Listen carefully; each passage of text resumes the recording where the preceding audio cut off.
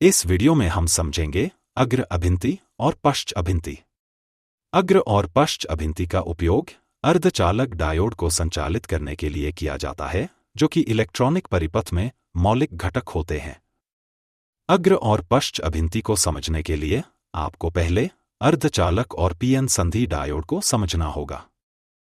आइए अग्र अभिंति और पश्च अभिंति को विस्तार में समझते हैं।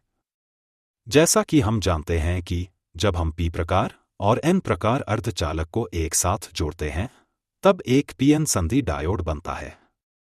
चूंकि पी प्रकार अर्धचालक में बहुसंख्यक वाहक कोटर होते हैं और एन प्रकार अर्धचालक में बहुसंख्यक वाहक इलेक्ट्रॉन होते हैं, ये दोनों बहुसंख्यक वाहक एक दूसरे को आकर्षित करते हैं, जिससे विसरण प्रक्रिया होती है और अवक्षय परत का निर्माण होता है।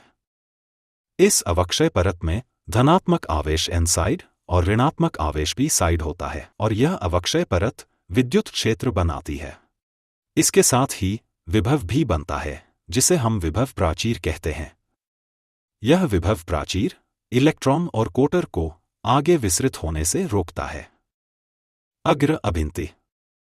अब अगर हम इस डायोड के पी साइड को एक बैटरी के धनात्मक सिरे से और एन साइड को ऋणात्मक सिरे से जोड़े, तब हम इसे अग्र अभिंति कहते हैं। इस प्रक्रिया में बैटरी का वोल्टेज डायोड पर आरोपित होता है, जिससे विभव प्राचीर कम होने लगता है। वोल्टेज आरोपित होने पर एन साइड के बहुसंख्यक वाहक यानी इलेक्ट्रॉन बैटरी के ऋणात्मक विभव से प्रतिकर्षित होते हैं।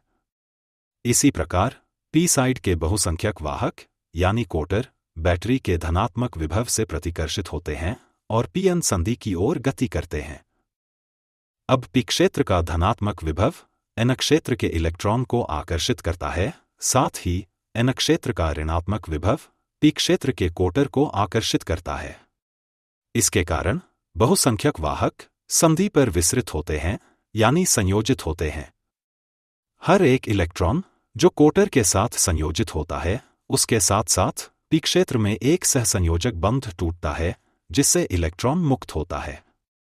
यह इलेक्ट्रॉन बैटरी के धनात्मक सिरे की ओर तार के माध्यम से प्रवाहित होता है। ऐसा होने के कारण जिस स्थान से इलेक्ट्रॉन मुक्त हुआ है, वहां एक नया कोटर उत्पन्न होता है और यह कोटर संधि की ओर गति करता है। दूसरी ओर ऋणात्मक सिरे से इलेक्ट्रॉन एन क्षेत्र में प्रवेश करते हैं, ताकि जो इलेक्ट्रॉन संधि में विसरित हुआ है उसकी जगह ले सकें।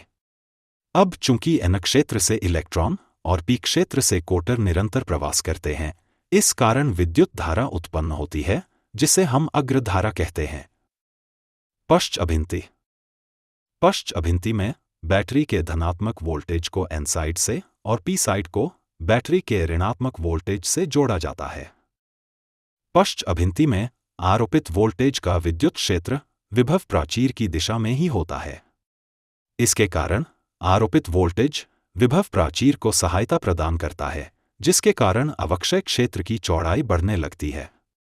चूंकि अवक्षय परत बढ़ रही है, जिसके कारण संधि के माध्यम से चालन नहीं होता है। हालांकि वोल्टेज बढ़ने पर कुछ अल्पसंख्यक आवेश वाहक संधि को पार करते हैं, जिससे बहुत ही सूक्ष्म मात्रा में धारा प्रवाहित होती है, जिसे हम उत्क्रम धारा या क्षरण धारा भी कहते हैं। अब चूंकि पश्च वोल्टेज बहुत ज्यादा है और चालन धारा बहुत कम है, इसका मतलब है कि पीएन संधि का प्रतिरोध पश्च अभिंति में बहुत ज्यादा होता है।